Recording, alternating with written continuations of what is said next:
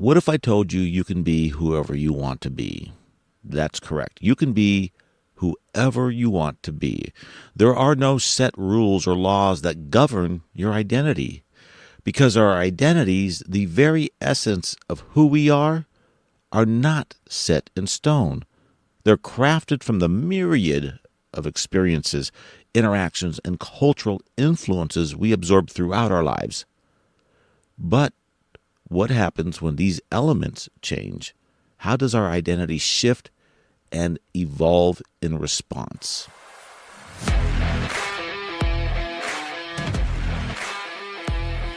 Welcome to Life Unscripted, where we delve deep into the fluid nature of identity and the roles we play in life. I'm Stafford, your host and guide on this journey into understanding how our identities shape and are shaped by the world around us. In today's episode, we're exploring the construct of identity, how it forms, changes, and impacts every facet of our lives.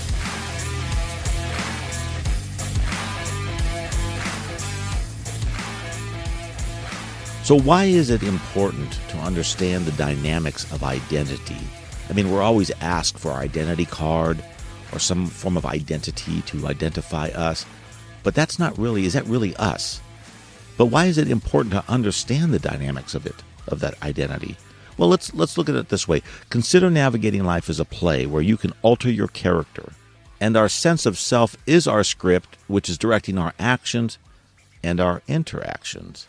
So by examining how our identities evolve, we can better understand ourselves and others, which leads to more meaningful relationships and a more authentic life.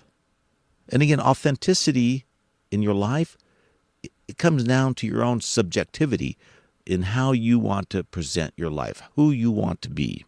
So to begin with our discussion on identity, I'm going to lay down some groundwork and define identity, but also define roles and labels so that we better understand the difference and nuances between them. Because identity, roles, and labels are often used interchangeably, but are not exactly the same.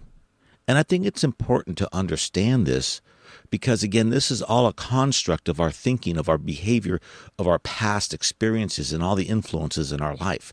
We can change that and alter any of these at any point, should we choose to. Some of us choose not to at all, which is perfectly fine with me. So identity refers to this it's a broad encompassing concept of who a person is, of who you are. So the identity, look at it as an umbrella term for encompassing who you are as a person. And then it includes, an individual's self-conception and self-perception. And it's basically comprised of personal characteristics, your beliefs, values, and emotional responses. I mean, because, you can be labeled a crybaby, and if you consistently cry or are emotional, your identity or that behavior shapes your identity. And identity is shaped by both internal factors like your personal experiences, like I said, and psychological makeup, and also external influences, such as your social interactions and cultural background. Because cultures have their own identity, their own behavior. You ever think about that? How a culture, there's nothing mandating how a culture should be other than the people in that culture who have grown up with their set of beliefs. That can be broken at any time, but they seem to be mesmerized by that and kind of controlled by that whole ideology of how to behave and how to think and believe and what they should and should not do, and which creates their identity. And then that comes out of you, the individual who comes out of that culture, still retaining some of that identity. So I'll give you an example. If you're from India, for example, and you are rooted in that culture, but yet you come to the United States or you go into Europe somewhere where the culture is different, you can do one or two things. You can assimilate, or you can retain your cultural identity as an Indian and just survive in a different cultural land. A lot of people try to come and assimilate into the host country's culture, taking on a whole new identity or creating a new hybrid identity between their culture and the new culture. And key aspects of identity is that it's fluid and multifaceted. Fluid, what I mean by fluid is that it it's constantly changing, and it's a dynamic interaction of personal history, your ongoing experiences, and in social contexts. It encompasses various elements, including gender identity, which is a hot topic nowadays, cultural identity, which I mentioned, and personal achievement, and a lot more than that. And just real quickly, folks, gender identity is not the same thing as sexual orientation or biological sex, what you're born with, the sex organs you're born with. Gender identity is how you identify in what gender. We're not going to get too deep into this here, but we'll touch on a little bit of gender identity. And then we have labels. I am not a fan of labels because I think what happens is when you label somebody, most weak-minded people will live to that label. They'll use that as an excuse or as a source of empowerment, depending on their perspective. As an example, if you label a child slow or weak, that child will grow up thinking he's slow or weak. And the opposite is true. You could name a slow or weak child intelligent, and they'll grow up thinking they're intelligent. So labels are very powerful terms and categories applied to, individuals or groups based on specific characteristics. And going back to, if you perceive someone as slow or weak or not as intelligent, and you identify that characteristic in them, you might label them that way, which may or may not be true. And labels can also be self-assigned, but are often assigned by others. So you can label yourself, I'm a vegan. I'm a carnivore. I like meat. I like those. Those are my fun labels. I'm a vegan. No, you're not. You're a human. You just don't like to eat meat, okay? Let's call it what it is. And I think labels are also, it's not even I think, labels are also used to simplify complex identities into basically easy to understand terms. And we just talked about, like I'm a vegan, or you can say I'm a conservative, I'm an introvert, I'm an athlete, I'm diabetic. These are all labels, folks. These are labels that you give yourself or someone else gives you. And you might have been labeled something where you didn't even think you met that label. Like someone might have said, "Oh, you're ultra conservative." You're like, "No, I'm not. I'm actually kind of middle of the road." Or you're a vegan, and like, not really. I mean, I do eat a lot of vegetables, but, I do eat meat too. So people may misassign a label, and that can be dangerous because they can stick to that and form their own belief systems all around the label they gave you, which is not even true. And I think the danger of labels, which is a key aspect, is that it reduces your full identity to one or a few dimensions. It doesn't take into account your entire identity of who you are. It focuses on probably the most visible or prominent traits that you exhibit. It doesn't do a deep dive. It's like a heuristic, a shortcut to identifying someone. We just give them a label. So on the one hand, labels can help facilitate social understanding and communication, because they're simplified, but they can also be very limiting and misleading or even stigmatizing if they create that simplistic view of a person, Like I said, if someone labels you ignorant, for example, and you're not ignorant, but they label that because you might have misquoted something, or they just don't like you, and they might give you that label. And that can become a problem because if they're an influencer within a group, they can convince others that you are that label and you're not. And finally, folks, roles. So we've had identity, labels, and roles, which refer to expected behaviors, expected responsibilities and norms associated with very specific social positions or status. And you can have multiple roles. If you have multiple identities, then I'm a little concerned. But, you can have multiple roles. For example, like mother, teacher, daughter, son, dad, construction worker, airline pilot, leader, student. All these are all roles. You play multiple roles. You might play a role as a office worker during the day, come home, and you play the role as a husband or wife at night, a mom. You might be a caregiver. You might have a second job and be a police officer at night, an office worker during the day. I don't know if they do that, but I'm just saying that you can have those multiple roles.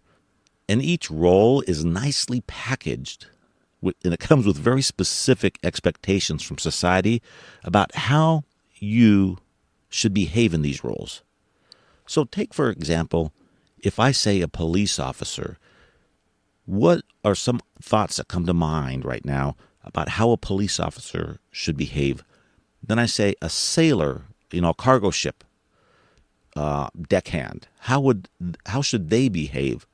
Or if I say a restaurant chef or a military leader, these all have these preconceived ideas in your mind, these pictures of how these roles, of how people should behave, because they're pre-programmed into your thinking. And then sometimes when someone in a certain role, like a teacher, for example, we think teachers should be respected or respectful of students.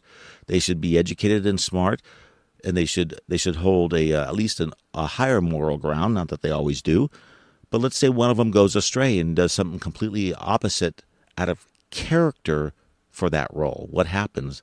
Then everyone just starts going, "Oh my God, this teacher did this." They start talking about it because it's such a departure from that prepackaged role expectations. And we see that in churches. We see that with Catholic churches and some of the priests that have basically been found guilty of I would say sexual abuse of children. And that's not a good thing. You would expect that a man of the cloth would be respected and hold a higher moral ground, but when that changes, it changes your whole perspective of religion, of the priesthood. And so it really damages the concept of that role. So now the stigma, which might be just a few that have done that, but the entire priesthood gets punished, has this negative stigma. Okay, so now that we understand generally what roles play, labels, and then an overview of identity, let's get into the crux of identity and understanding identity in, our modern world. And it is quite a modern world. Oh boy, I crack myself up sometimes. I don't even know why I crack myself up. Maybe it's all the little people in my head talking to me. So taking a look at identity in our modern context, it's a very complex idea, very multifaceted construct that goes beyond, as we said earlier, traditional labels of race, gender, and nationality, and anything else. It encompasses various roles that we play, and we talked about the roles parent, worker, friend, doctor, whatever the profession you are. And it's influenced by personal choices, our social interactions, and societal expectations. And let's not forget today's digital age. Virtual identities on social media and online platforms also play a crucial role in shaping our self-concept. I mean, how many of you have created a whole different identity and persona for yourself online that is a departure from what you are in reality, I should say physical reality? And I'm sure quite a few people have done so. They pretend to be somebody different. And I shouldn't say pretend, because pretend is assuming that identity and who you are is a locked-in concept. It's set in stone, and it's not. You can be who you want to be, online, offline. But people take on a whole different identity when they're online. And this is probably a direct result of the fact that identity is dynamic. It allows for changes, and growth over time. And you may not like how you live your life, in a physical world. So therefore you get into the social digital realm, and you want to be somebody different. You want to act different. You want to present yourself in a very different light. You want to be looked at maybe a little differently than what other roles that people have assigned you in the physical world. Which also, identity being dynamic, is influenced by new experiences and insights. And that takes into account this whole new digital realm, which we're all a part of, unless you live in the woods somewhere and you don't have any technology, which is, all the power to you. I envy you if you're that person. But then again, you wouldn't be listening to me because you wouldn't have the technology. So scratch that. And culture profoundly shapes our identity. And again, we talked about by setting norms, values, and the behaviors that are adopted from an early age. You're influenced from an early age from your cultural background or your parents' cultural background. They bestow upon you their belief system. Now, it doesn't mean that you can't grow up and change that. A lot of kids do, especially a lot of immigrant kids who come to the United States or come to Europe, and they change their identity to adapt to the new society, the new culture. They want to fit in. They want to be part of that society. But culture still plays an important role in a person's identity because it basically dictates expectations around certain milestones in life. For example, your education, career, family. In the Hispanic culture, they do the quinceañera, the young girl coming up of age at 15. In Judaism, they have the bat mitzvah and the bar mitzvah for boys and girls. And basically, these rites of passage, cultural milestones, influences how that individual going through that deal with life events, basically. And it changes their behavior a little bit. Well, now I'm a man. Now I'm a woman. I've gone through this rite of passage. That is my new identity, so to speak. And, something we touched on briefly, globalization, this whole interconnectedness between countries and cultures, basically, even travel can create a hybrid identity. Remember, we briefly touched on the fact that if you come from a different country like India and you come to the U.S. or Europe or another country, even Australia, and you retain some of that cultural identity and you take on and assimilate to the new culture, you're creating this whole new hybrid, this whole new cultural hybrid identity, blending the elements from various cultures together. You might just be a traveler traveling the world and picking up parts of different cultures and then adapting that to your own culture, to your own identity in your own host country. So all of these have a profound influence on shaping your identity. And the reason I'm bringing this up, and the whole point of this podcast, this topic, is to understand that identity is not set in stone. It's dynamic, it's ever-changing, and it's influenced by everything around you. From childhood up until now, these are elements that you can change about your life should you want to change them. And I'm not advocating you should change anything, but I'm just trying to present to you an idea that identity is not fixed. So you don't have to, if you don't like the identity in which you have right now, you can acquire a new identity through new experiences. Try traveling, try creating an identity based on other cultures that you've visited or are familiar with, even through media. I love that media. It's both evil and good at the same time. And personal experiences also shape your identity. I mean, you could be working with an ethnic group of people that share their culture with you.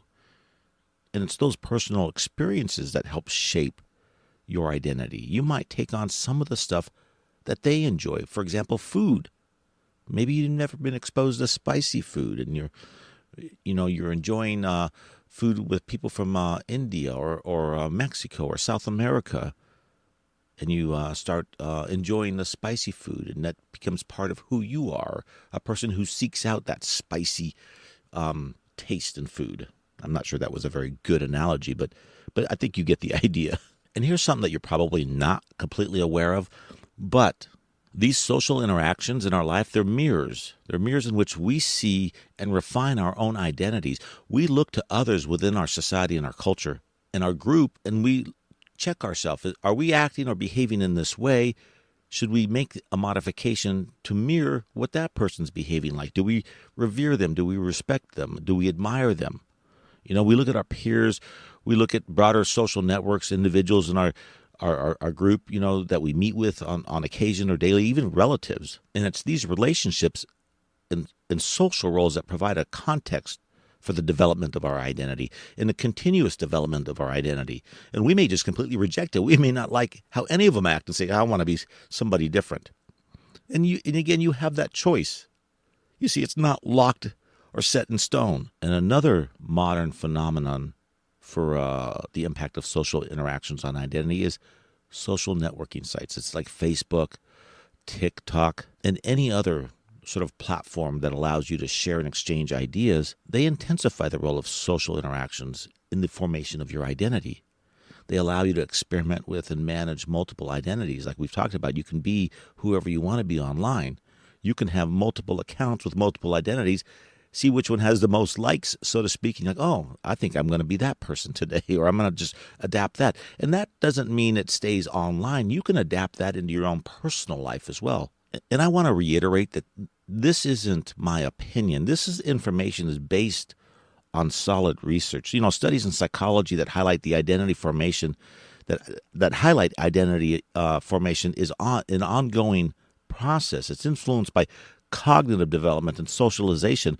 This is studies done by the social psychologist Erickson on the stages of identity development. Even sociological research emphasizes the role of societal structures and cultural contexts in shaping your identity, showing that identity adapts to fit social roles and expectations. Let me say that again. Showing that identity adapts to fit social roles and expectations. So you can simply say, change your social role, change your expectation, change your identity. And even neuroscientific findings suggest that areas of the brain involved in memory, reasoning, and emotional regulation play a very important role in the ongoing process of the formation of your identity and the reformation of identity as well. So there's a lot of science to back what I'm talking about. So again, the key takeaway from this part is that you can change your identity should you want to. It's not set in stone, and some people may want to. So you're not stuck in who you are. You don't have to give yourself a label and stay with that label. You could change your roles. You can have multiple roles, but just expand your horizons. Go out, meet new people, experience new experiences, connect with international people, find what makes you who you are, and adapt that to your life. Okay, folks, now I want to turn my attention to the fluidity of identity. And no, that's not the name of a bestseller. So identity, as we already discussed briefly, is very fluid. It's dynamic. It's constantly, I wouldn't say constantly changing, but it does change and changes frequently. But unlike static characteristics that you might possess, identity, as I said, is dynamic, and it's evolving part of human experience. And it changes in response to life's influences and the decisions that you make in your life. So, for example, if you're making career choices, that's going to have an impact on your identity. If you make religious choices, political choices, family choices, all of this has an impact on your identity. And it's definitely not fixed at birth, but does develop and transform through various stages of life, which is, again, influenced by your personal choices, social environments, and cultural exposures. If you feel like I'm repeating this, it's because I'm trying to drive the point home that, again, identity is not fixed. It's fluid.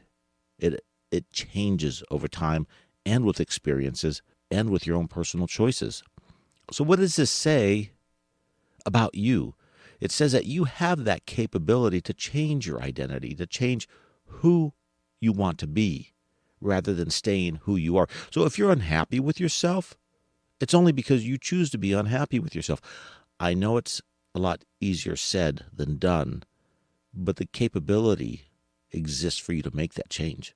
Just be cognizant of the fact that you can make that change. I mean, there are psychological theories, as we talked about, Erik Erikson, who emphasize that the evolution of identity takes place through a series of stages, each characterized by specific challenges and growth opportunities in your life. So it comes down to this here. The next time you're going to make a career change, the next time you're going to make a change in your life, consider the implications that it has on your identity. You can pick, let's say you move to a completely new location. You can completely change that identity, become somebody different. And I'm not saying like change your look and everything, but just change who you are for the better and not necessarily the worst. Although some people do change their identity for that, make those adjustments. One of the big things that helps propel identity shift is a change in your career. There are people that take on a whole different career midlife, sometimes 2 or 3 careers that are in completely different industries.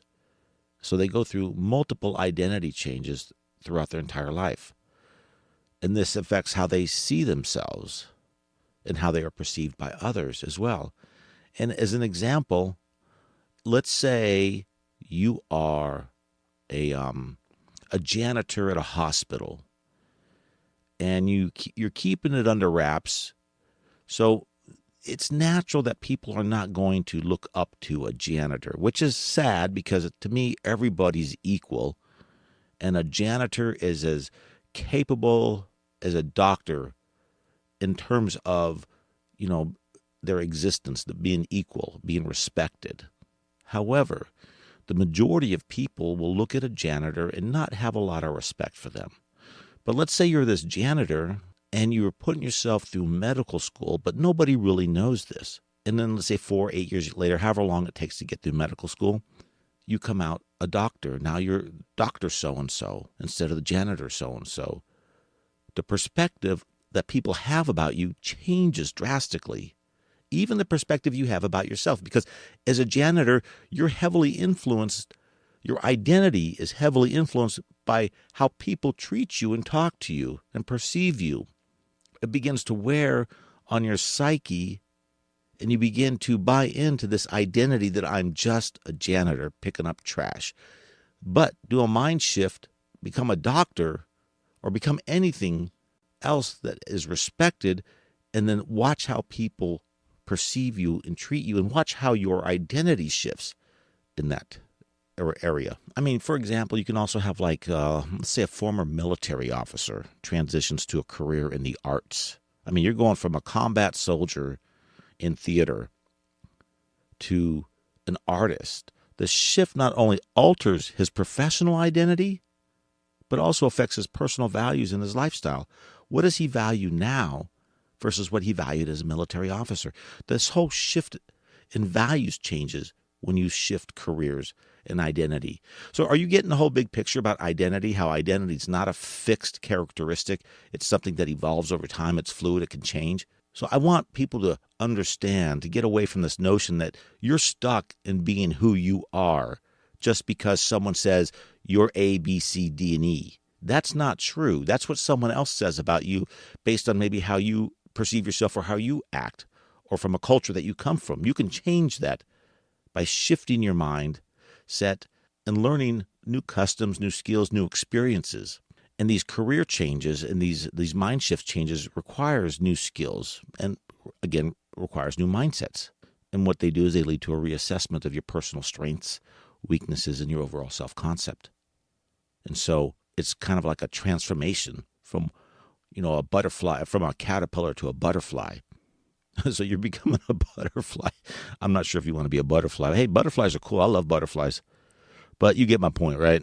And then becoming a parent, I mean, that completely. I remember when I became a parent, I lived life almost, now I wouldn't say reckless, but I was more risk-taking. I took risks a lot before I had a child. And when I had a child, I began to drive like a little old lady from Pasadena, in the slow lane. It's like I wanted to be very cautious, extra cautious, having a kid in the car. So it changed my whole identity on who I was, this risk taker who would ski, slopes that were steep, double black diamonds. It didn't really matter. I would take risks. I've flown off cliffs with quads and broke my collarbone.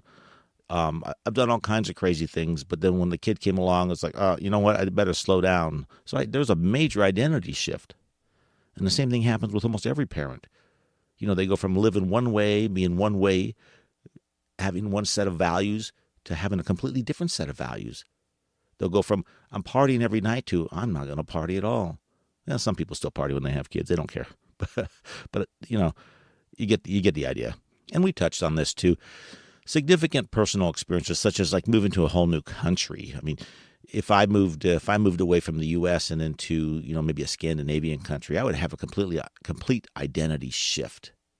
I would want to adapt and assimilate to their culture and become, one of the locals, so to speak, even though I'm not originally from, let's say, Finland or Iceland. I would want to adapt to their culture to kind of assimilate and blend in with them. I would retain some of my culture, but that move will have a significant change on your identity. And you'll have to adapt to their laws and also their cultures. So, I mean, it's almost like a forced, I mean, you can live in isolation, I guess, but that would be kind of boring. What's the point of moving to another country? I mean, if you pick a place you want to go live, even Canada, I would love to live in Canada. I don't think I think they're different than people from the United States, but, they have a different identity, and a different mindset. But nevertheless, moving to Canada would definitely shift my mind and my identity.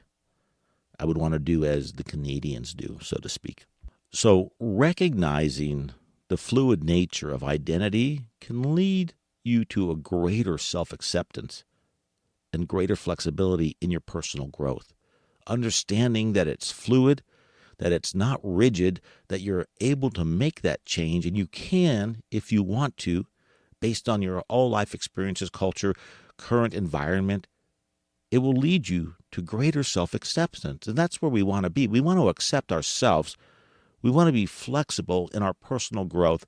We want to be able to grow and shift our mindsets to become better people, not necessarily buy into this ideology that you're born with a certain identity and you're going to die with that identity.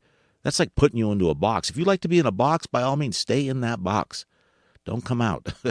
But if you want to be outside of that box, be a free thinker, be fluid and dynamic as a human being, be the best that you can be, then embrace the fact that identity is fluid. It's constantly changing, and you can constantly make that change. And understanding that identity can change provides a framework for you for coping with life's uncertainties and challenges. So you go into a new job, you go into a new place to live, you're not locked into who you were.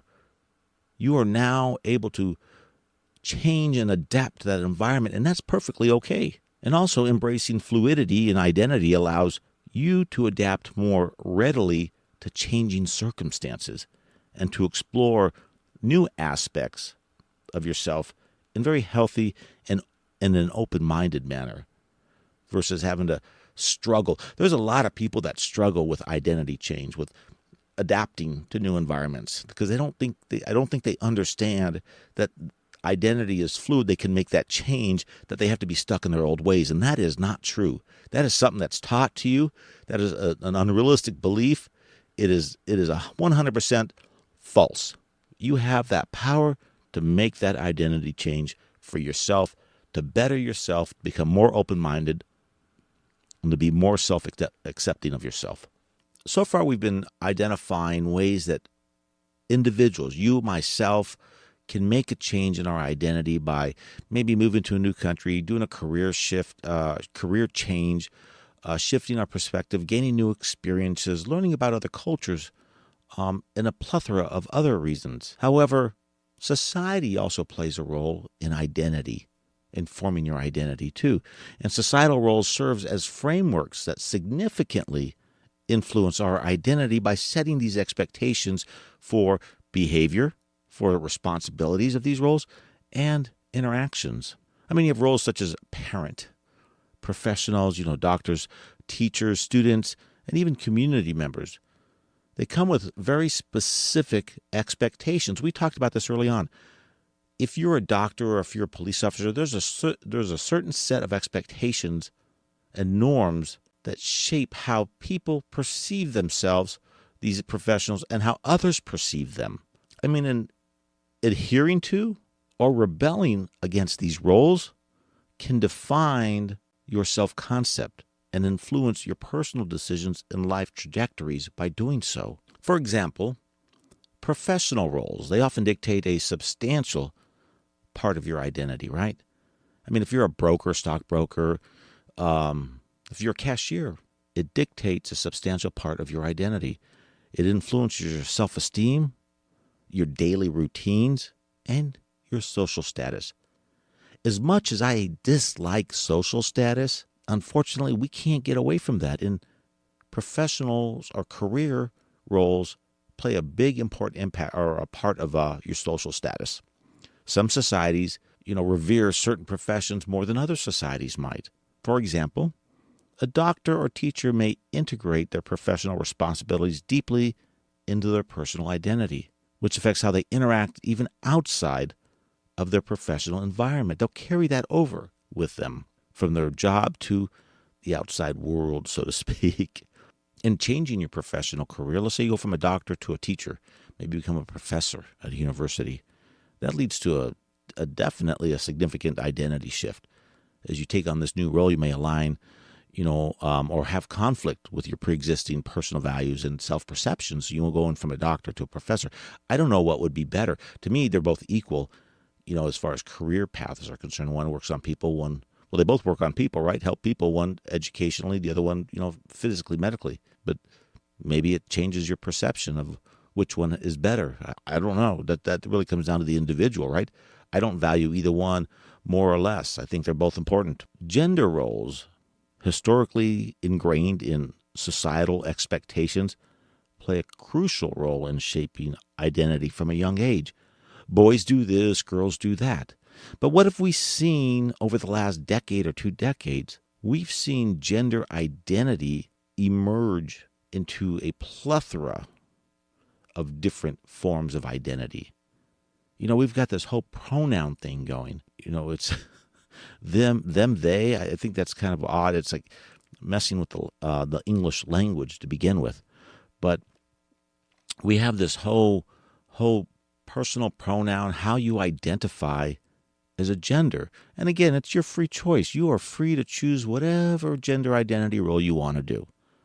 That's, to your heart's content. Hallelujah. I'm good with that. But don't get upset if somebody misidentifies you, because the majority of people on this planet fall prey to societal, cultural norms when it comes to gender identity, man and woman. Take a look at the Middle East. Take a look at Asian cultures. They believe women have one type of identity, whereas in the West, the identity of a woman is more open and somewhat equal to a man. And so what does all this mean? Societal expectations about gender roles, they influence our personal choices.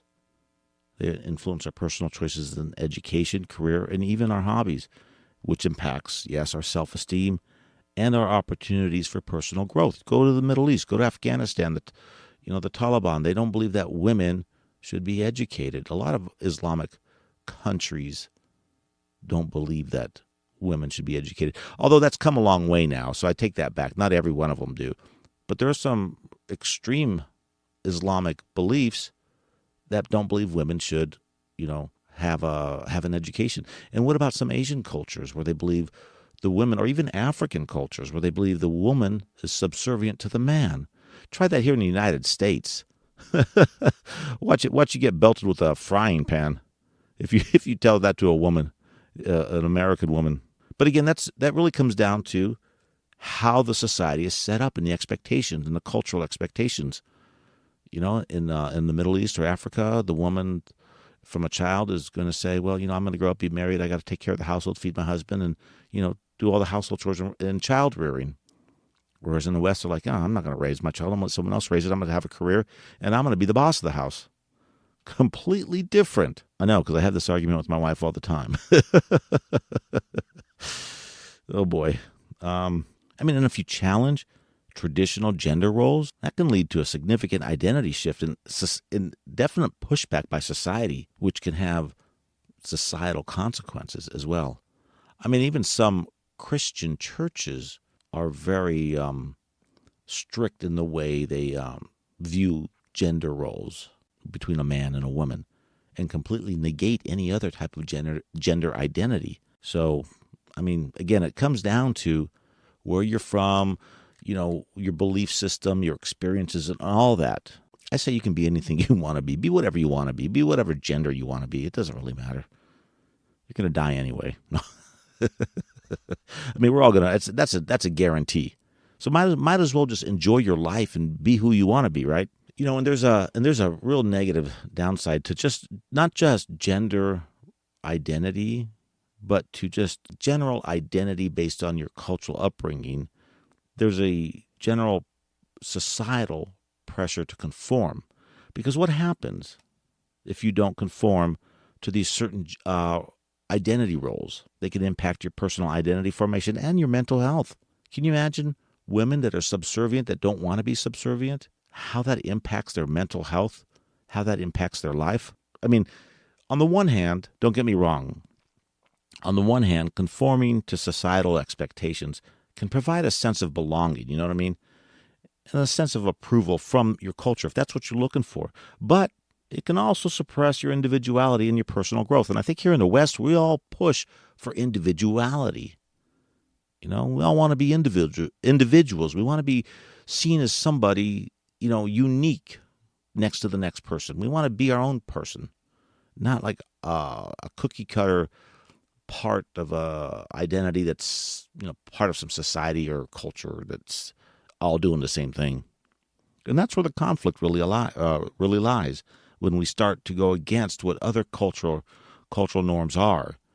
And I think that's a big problem between the West and the Middle East and the East, is that we revere women. I mean, we look at women as equal, and we allow them to be, in positions of power, whereas the Middle East and the Far East, Asia, they don't do that as much. And there's a theoretical and practical implication of identity fluidity. I mean, there's various psychological and sociological theories that provide frameworks for understanding how identities form, evolve, and influence our behavior. So whether you come from a culture that's one way, or you come from a like an Eastern culture, or if you come from a Western culture. Again, we're going to go back to Erik Erikson's stages of psychosocial development and James Marcia's identity status theory, which explain identity formation as a dynamic process influenced by personal crises and commitments. Again, they hypothesize that your own personal identity is a culmination of your personal crises, occurrences in your life, and the commitments that you make. And sociological insights push the ideology that social structures and cultural conditions shape and sometimes constrain individual identities. I mean, there's different perspectives and theories of identity. But the bottom line is, with identity, it is shaped and reshaped through ongoing, constant social interactions and the negotiation of roles in various contexts. When I say the negotiation of roles, I'm talking about how we deal with different roles in society.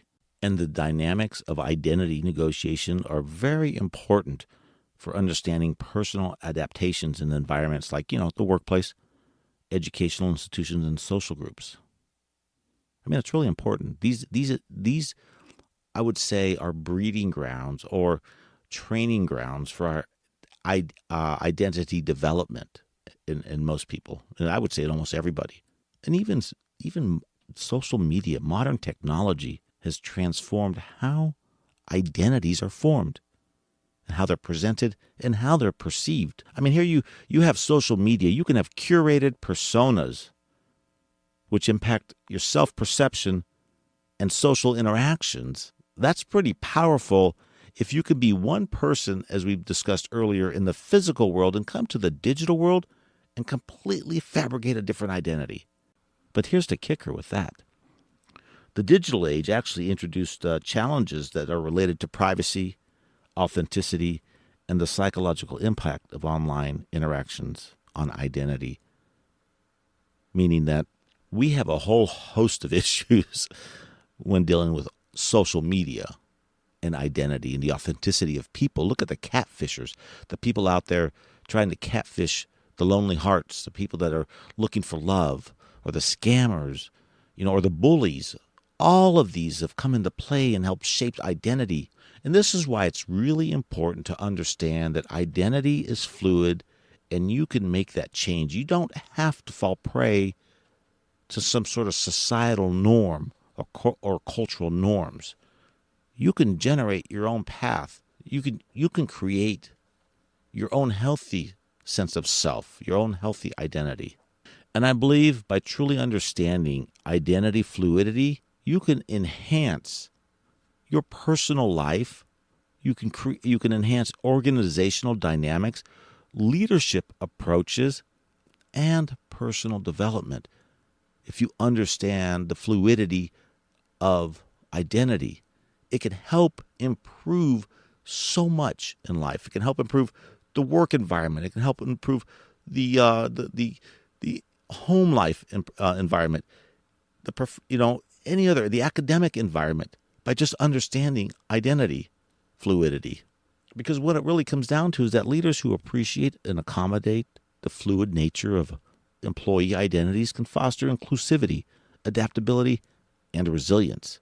And embracing philosophical and psychological insights into identity can empower individuals to navigate life's changes more effectively, which is very important.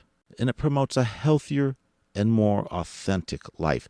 And I think the key here to getting along with people, to really being liked, to being a leader, to being accepted, is to be authentic. Be true to yourself.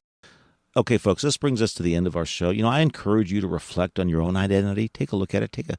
Take a self-examination of who you are and how you portray yourself and how you're perceived, at work, at home, in your community. Consider the various roles you inhabit and how they have shaped your sense of self. And think about the times your identity has shifted and what triggered those changes. If you're interested in a deeper dive into identity, I recommend reading Erik Erikson's work on identity development, exploring Pierre Bourdieu's theories of social practice, and engaging with the existential writings of Jean-Paul Sartre. These guys have all talked about identity. And I want to thank you from the bottom of my heart if you've stuck with me this far. I really appreciate you. And I'm really hoping that you're gaining some insights from these podcasts that can help you become a better person, a better thinker, and realize that life has no scripts. I'm Alan Stafford. Until next time, this is Life Unscripted.